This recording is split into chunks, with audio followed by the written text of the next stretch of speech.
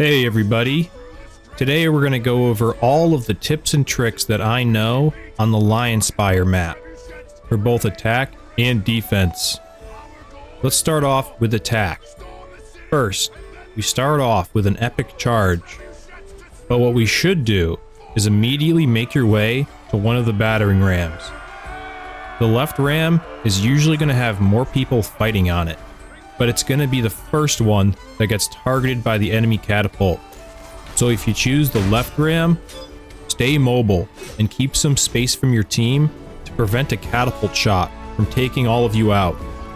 If you choose the right ram, you're going to see smaller team fights, but you can easily be outnumbered if your team doesn't stick with you. So be careful and don't push in too deep. Also on the right side, you have a catapult that if charged just right can completely disable the enemy's catapult, but also be warned that this catapult doesn't have that much range. So when your team pushes up to a certain distance, you're going to have trouble getting kills, and there's a higher chance that you start killing your own teammates. So be careful. Once your team does claim the enemy catapult, you can start aiming it at spawn doors that the enemy comes out of on the left and the right. Shooting at full charge on the left side can actually completely clear the wall and kill the enemies as they spawn. This is kind of a scumbag move, but it is pretty funny. If the defense is in control of the ram, you can also shoot them off the ram. But be careful because your team can also be there and you don't want to kill people when you're on the catapult that are on your team. Now let's look on the defense on this first objective. You definitely want to have somebody really good at the catapult right on the start. A good catapult player can rack up over 20 kills just on this first stage.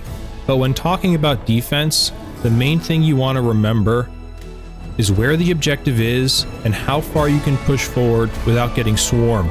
With the rams, I wouldn't push up to the back of the ram without a good amount of teammates there to back me up.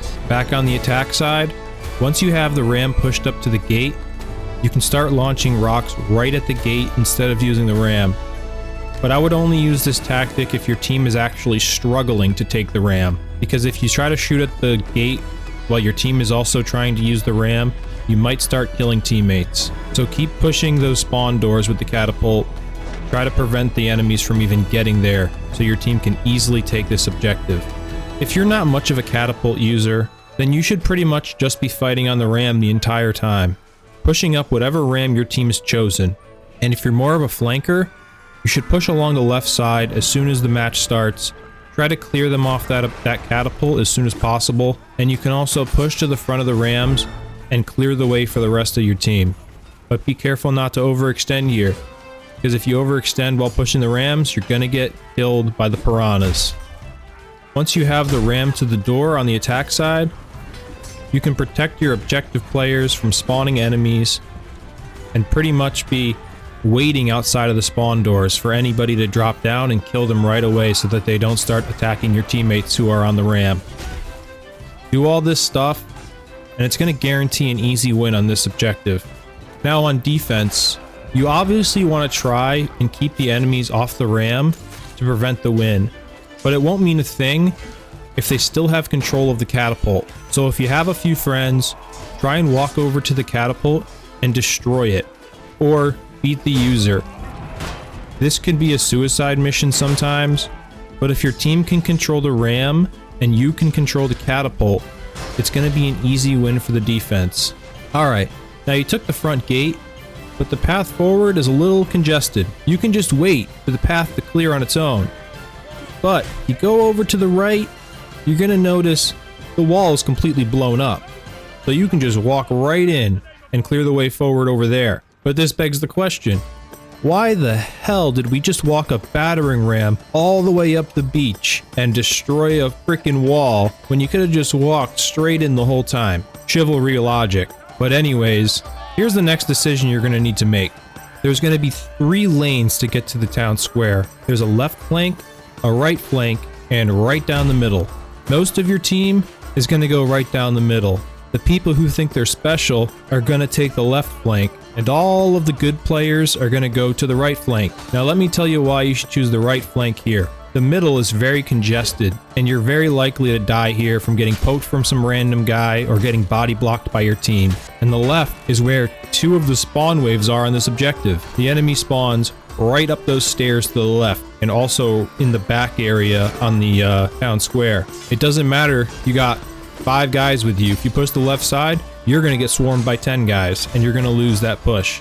At this first initial push on the town square, there is no spawn wave on the right side. So if you and 4 or 5 guys push on the right side, you can completely take them by surprise. You're at no risk of getting caught up in a spawn wave yet, and you can clear the middle for all your teammates who are pushing the middle, and it's going to let you guys very easily get a little foothold on the town square. Now let's look at the defense. After the ram gets taken on defense, you just want to make your way to the town square as soon as possible, because the attacking spawn is too far up compared to yours, and you're not going to be able to hold them off. So go to the town square and watch that flank that I was talking about for the attackers. There's always a few people who try to use it every single game. After fighting here for a few minutes, the spawns change again. Now the defenders spawn on the bridge, and now it makes a lot more sense to use the other flank on attack to reinforce the town square. But let's talk about where you should be on the square. A good rule to have on any of these holding objectives: always try to control the ammo box. The majority of your team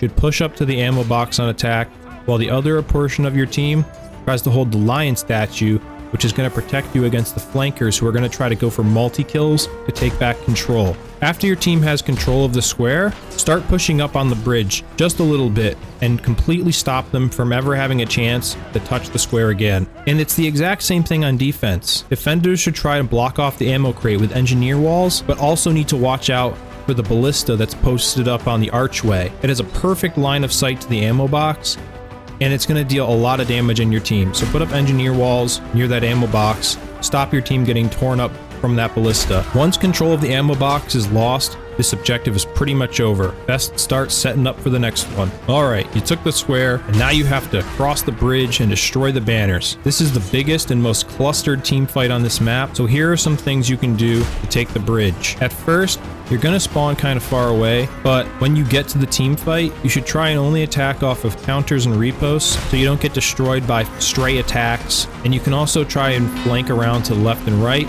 and wrap the defenders, but you can easily get swarmed on doing that, so you got to be careful. A neat little trick I like to do here with a footman is you can easily put a spike trap right on this little wall, and you can use this to climb up with some of your teammates and push the back of the enemies. On this stage, the spawn's going to get pushed back after a certain amount of time, and if your team pushes up to around the halfway point of the bridge, this is signified by a castle wall getting blown up.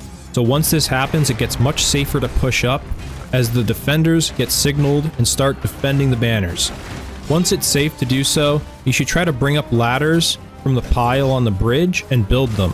You get some points doing this too. Cool little trick you can do, and it works in some low-level lobbies. Light yourself on fire at this spot and sneak your way in.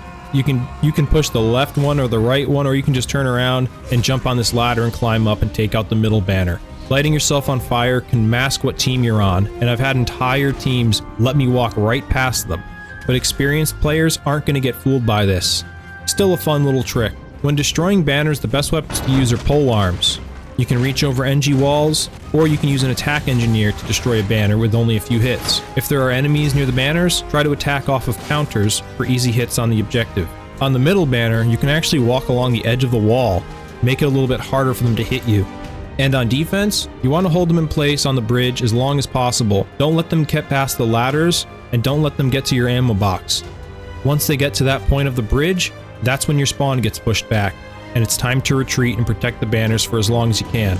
The banners are pretty defense side of the objective. You have one person watching each ladder, somebody watching the staircases, and you have some engineers blocking off the other choke points. It makes it very hard for attackers to squeeze through. And on this last stage, after the banners are done, there's not that much to say, except stay with your team and push wherever they push. You should probably try to push from the bottom sections to avoid congestion, and once you have the fuses lit, you need to push more forward to stop them from getting close to you. There's plenty of flanking routes here too, and if you're a good engineer player, you can really easily block off some spawn waves. And remember, you only gain 30 seconds for every destroyed objective, so you need to move pretty quickly. You get caught, you're gonna leave your team with no time. And on the defense side, you really want to make sure you have some solid engineer players, and don't put your walls directly on the fuses because there's no point. They can reach their hands through those little gaps and still light it. In a pretty high level tactic, stack as many bodies on one objective as possible and just let them take the other one. They only gain 30 seconds anyways, so take the risk and try to hold a single trebuchet for a couple minutes, burn out the clock. Alright guys, that's pretty much all I have to say about Lionspire. So if you learned something new in this video, like the video and subscribe. And if I left anything out, let everybody know in the comments, and I'll see you guys in the next one. Peace out.